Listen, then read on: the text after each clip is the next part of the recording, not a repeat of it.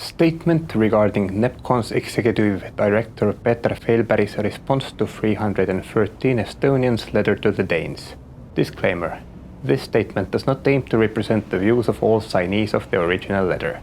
In their response, Nepcon has exposed itself as a body which is not neutral, as a provider of sustainability certification services ought to be, but firmly on the industry's side, acting as its PR wing. That calls to question, as we like to say in polite company, the relevance, independence, and impartiality of every certification scheme overviewed by them, of which they are a main provider in the region. The fact that they are supporting pellet industry, which is the very industry that the EU's most authoritative scientific body, EASAC, has been consistently critical of for years, puts them functionally in the same boat with climate deniers.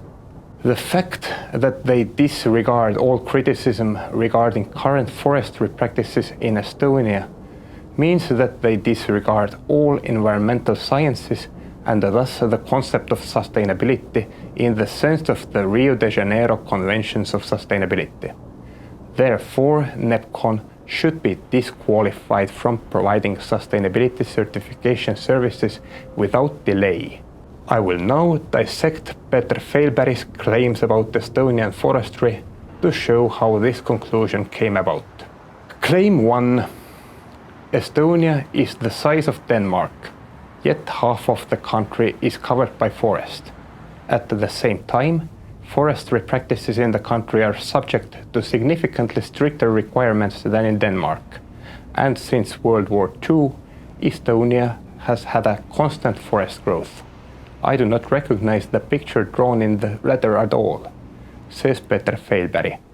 About half of Estonia's terrestrial area is in fact covered with forest land, which is a legal land use category and does not in any way inform about the ecological quality of said areas or even whether they constitute a forest in the ecological sense at all. According to the Article 17 National Summary Fact Sheet Estonia, only 20% of Estonian forest habitats are in favorable condition, which in turn only accounts for our close-to-nature forests or the Habitats Directive Annex 1 forest habitats. According to Statistical Forest Inventory 2018, 11.8% of Estonian forest land.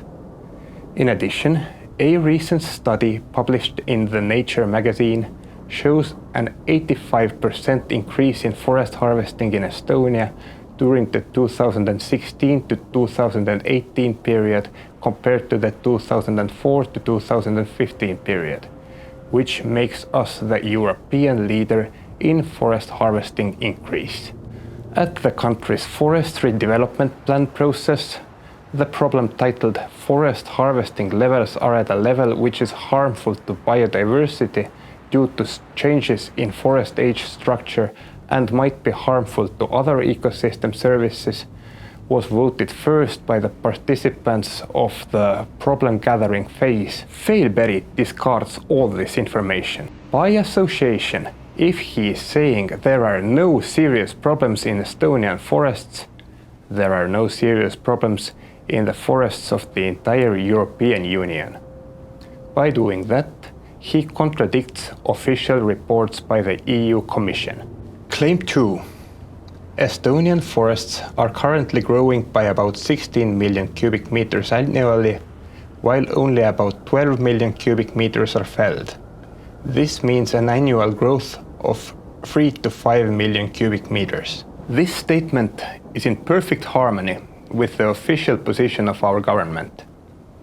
On April the 13th, 2017, the lead researcher of conservation biology at the University of Tartu, Asko Lõhmus, described the ideological framework of the ministry thus in front of the Estonian parliament.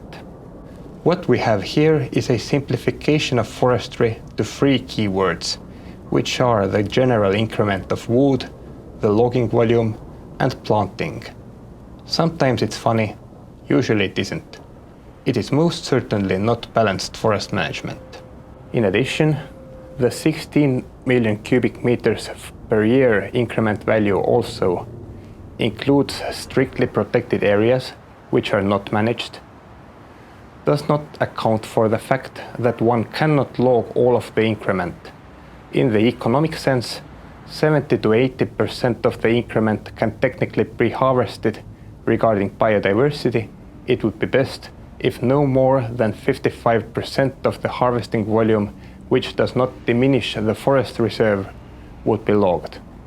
The 16 million cubic meters per year increment figure has been called to question also by the Estonian State Audit Office, as the figure used to be 14 million cubic meters per year before the 2015 statistical forest inventory methodology change, which far exceeds the normal statistical error.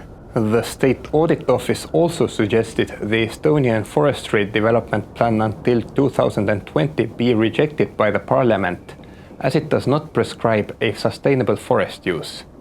It was not rejected, however, and currently prescribes a maximum harvesting volume of 15 million cubic meters per year, which is almost double the amount that has been deemed sustainable by the Estonian Forest Policy Frame document.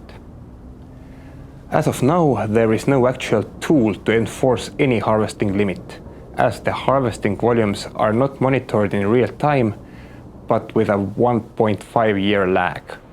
Claim 3. In addition, Estonia has a well-developed network of protected forest areas, which make up about 25% of the total forest area.